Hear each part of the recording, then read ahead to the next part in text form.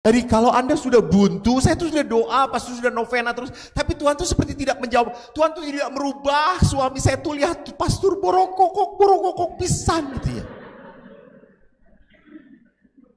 Ya baca kitab suci. Baca kitab suci. Nah, ini wahyu Tuhan. Tujuannya apa? Jadi kalau kitab suci itu adalah menyingkapkan siapa Tuhan, dan perintah-perintah Tuhan itu seperti apa? Lalu tujuannya apa? Demi apa? Keselamatan. Keselamatan. Dan Bapak Ibu ingat, keselamatan yang mau dikasih Tuhan itu bukan hanya keselamatan di dunia ini loh. Bukan. Tuhan itu mau menyelamatkan kita sampai mana?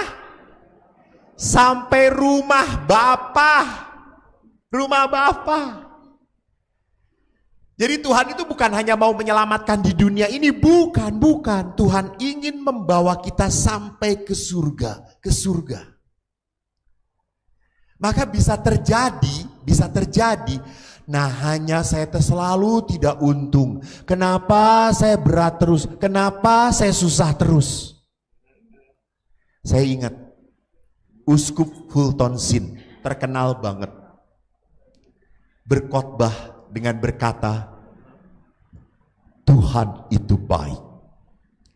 Lalu tiba-tiba ada umat yang angkat tangan dan berkata, Bapak Uskup, kalau Tuhan baik, kenapa di dunia begitu banyak penderitaan?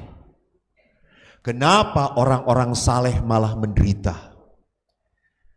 Dan Uskup itu menjawab dengan simpel, berkata, penderitaan justru harus membuat manusia semakin dekat dengan Allah.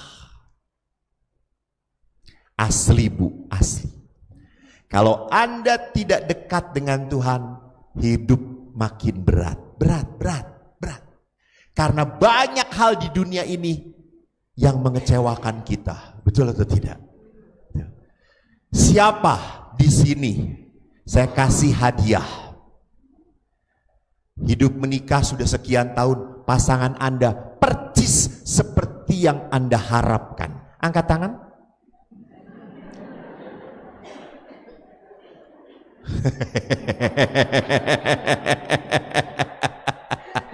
Tidak ada. Saya pun tinggal dengan pastor-pastor, apakah sesuai dengan harapan saya? Tidak. Kami 9 pastor berokok berkumpul. Kita tidak cocok semuanya para pastor, tidak. Tapi kita belajar apa? Saling menyesuaikan.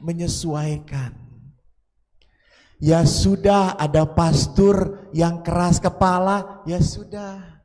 Ada pastor yang susah diatur, ya sudahlah. Di omongan tuh bisa, ya sudah. Ada pastor yang senangnya bergaul dengan tante-tante, ya sudah gitu. Ya toh. Kita hanya ingatkan, hati-hati, tante-tante punya sengat. Dipatil paeh maneh.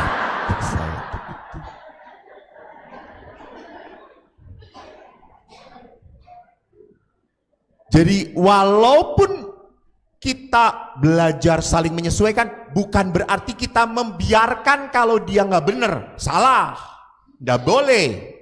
Kita mengingatkan, kita punya disiplin juga sama-sama. Yuk kita punya waktu berdoa bersama, yuk kita punya makan bersama. Ya, karena bagaimanapun ini keluarga saya, sama. Jangan pikir di pastoran tidak ada waktu kebersamaan. Ada.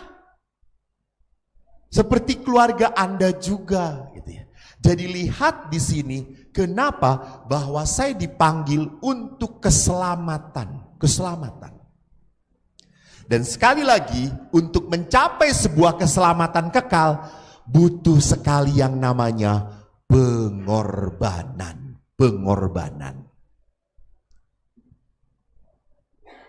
Tidak mungkin keselamatan kekal diraih tanpa pengorbanan. Yesus pun, Allah pun memberikan keselamatan kekal kepada kita lewat apa? Pengorbanan. Pengorbanan. Jadi kalau Allah tujuannya mau menyelamatkan kita, berarti apa? Allah mengajak kita untuk belajar apa? Sacrifice, berkorban, berkorban, berkorban, berkorban. Karena ingat, justru dari pengorbanan itu untuk orang yang kita sayang, kita mendapatkan sukacita. Kemarin saya itu kan diundang ke Kalimantan Timur, Keuskupan Kalimantan Timur, tetapi rupanya itu adalah keuskupannya Kalimantan Utara, Tanjung Selor, tapi di bagian Kalimantan Timur. Berau, kalau Anda mau ke Derawan, itu harus mendarat di Berau, baru naik pesawat kapal ke.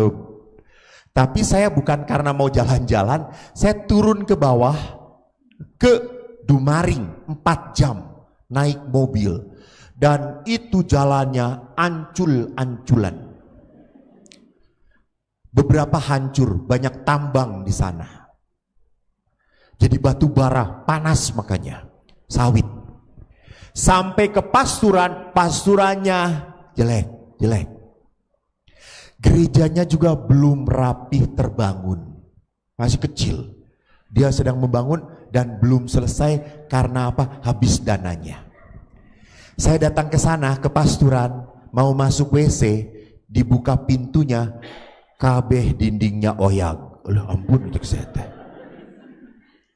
Lalu pasturannya tuh, pastur parokinya kasihan melihat saya. Pastur jangan tinggal di pasturan, nggak apa-apa. Oh nggak apa, di mana pastor? Di penginapan ya. Oh baik, saya ke penginapan. Tapi ya namanya di tengah hutan sawit. Penginapannya itu cuma rumah, kamar kayak gitu. Nggak ada ruang makan. Kamarnya pun nggak ada jendela, tembok kabeh dan kamar mandi. Pas untuk apa namanya? Naruh koper 1 selesai. Lalu saya tuh selesai panitia pergi, saya datang ke yang jaga front desk, ke si mbak. Ada mbak yang pakai jilbab. Mbak, mau tanya, apa pak? Besok pagi ada makan pagi enggak mbak? Enggak ada, adanya breakfast. Oh breakfast kata saya itu.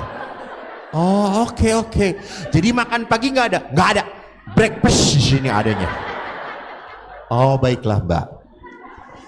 Kalau begitu breakfastnya apa besok mbak?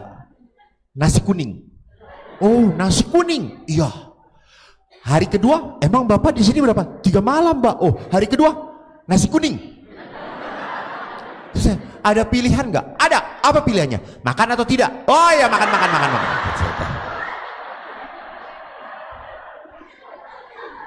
Terus saya tanya, hari ketiga apa? Nasi kuning. Ya Allah. Mbak, saya pulang dari sini penyakit kuning kata saya itu. Lalu hari pertama betul nasi kuning dibungkusin. Jadi cuma piring plastik, nasi kuning, bungkus sendok plastik. Saya buka bungkusannya, hari pertama nasi kuning, bihun sedikit, telur balado. Saya bisa makan. Hari kedua, haleluya. Kuning, mie, ayam. Saya kan duduk di beranda situ, dan saya ambil sendok plastiknya, saya tojos ayamnya. Apa yang terjadi? Bukan patah, remuk. Tok. Ulala, terus saya pegang ayamnya, keras. Jadi ayam mati dengan ayam hidup lebih empuk ayam hidup. Tapi kan Eko ini pastur, diajar untuk menerima apapun adanya. Jadi saya makan nasi kuning, makan mie dikit, ayamnya dimasukin, keluarin lagi. Keluarin lagi. Jadi itu ayamnya dari merah jadi putih, saudara-saudara. Ada mujizat.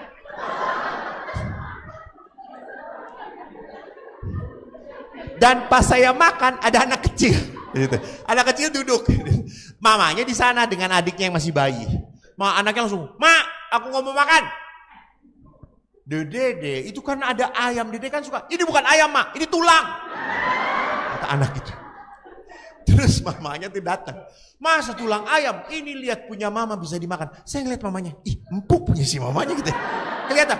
Kayak gitu. Terus si mamanya coba dia pegang punya dedenya. "Oh, ini dede keras ya dia." "Iya, ya udah, dede tuker. Punya mama untuk dede, punya dede untuk mama." Lalu anaknya ini pegang punya mamanya dan makan. Kenyang, senang banget. Mamanya bahagia. Lihat anaknya makan dengan lahapnya. Lalu setelah dia lihat anaknya tenang makan, dia mulai makan. Ayamnya percis seperti saya. Masukin, kularin lagi.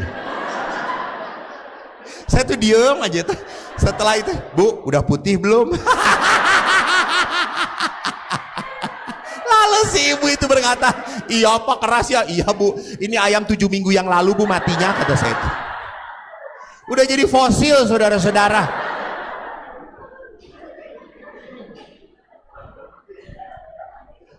Coba perhatikan. Ibu ini mendapat kebahagiaan lewat pengorbanannya. Betul atau tidak? Betul. Lihat orang yang dia sayangi senang bisa makan enak. Sudah happy.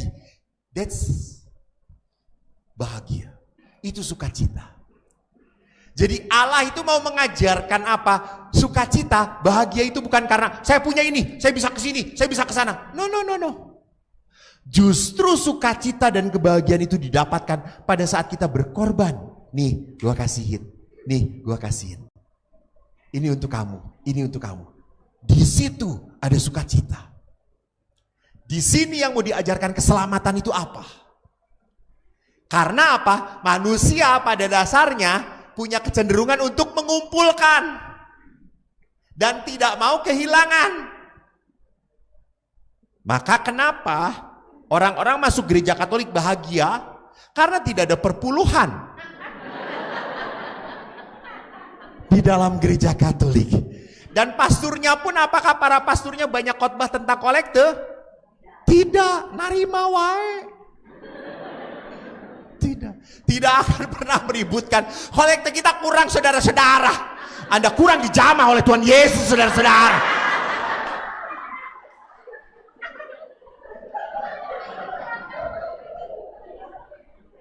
Coba kalau pastor, siapa pastor yang sepuh di sini? Romo Sis langsung berkata, "Saudara-saudara, kalau Anda memberikan kolekte begitu banyak, Tuhan akan memberkati berlimpah ruah saudara-saudara." Saya yakin kolekte akan nambah tapi Romo Sis cepat masuk rumah sakit. Jadi kitab suci itu belajar apa? Keselamatan.